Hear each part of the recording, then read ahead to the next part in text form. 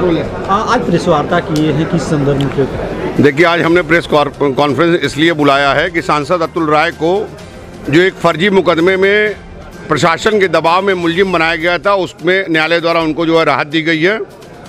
जैसा कि आप लोगों को जानकारी है कि पीड़िता जो रेप पीड़िता थी और उसके पुरुष मित्र द्वारा जो है सुप्रीम कोर्ट के सामने आत्महत्या किया गया था। आत्महत्या के उपरांत जो है एसआईटी के गठन के उपरांत एक लंका थाने में मुकदमा दर्ज हुआ था, जिसमें अमरेश सिंह तत्कालीन सीओ अमरेश सिंह बघेल को मुलजिम बनाया गया था। जेल में रहने के दौरान अतुल राय को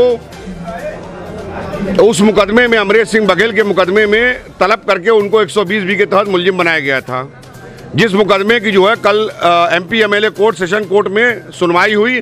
सुनवाई के उपरांत उस मुकदमे में अतुल राय को ये पाया गया कि अतुल राय द्वारा कोई आपराधिक षड्यंत्र पीड़िता और पीड़िता के पुरुष मित्र की आत्महत्या के लिए नहीं की गई, जिस आधार पर न्यायालय द्वारा जो है उनको 120B के मुकदमे में जो मुलजिम बनाया गया था उसमें जो है उनको जमानत मंजूर कर ली। उनकी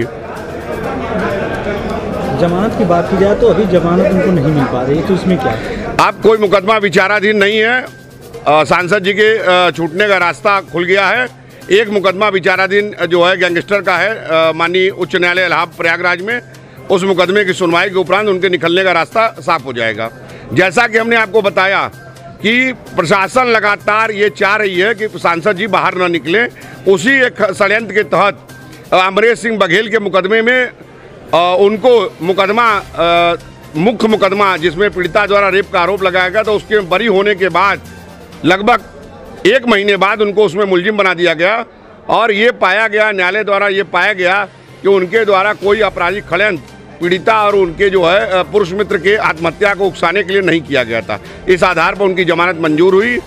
इस मुकदमे में हमारे साथ विकास यादव, दिलीप श्रीवास्तव, विकास सिंह, सारे हमारे सहयोगी मदद किए, जिस आधार पर न्यायालय द्वारा जो है गुणदोष के आधार पर यह मुकदमा में जमानत मंजूर हुई।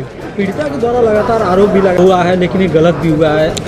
देखिए, पीड़िता जो भी आरोप लगाई है, किसी भी न्यायालय द्वारा पीड़िता के किसी आरोप को सही नहीं पाया गया।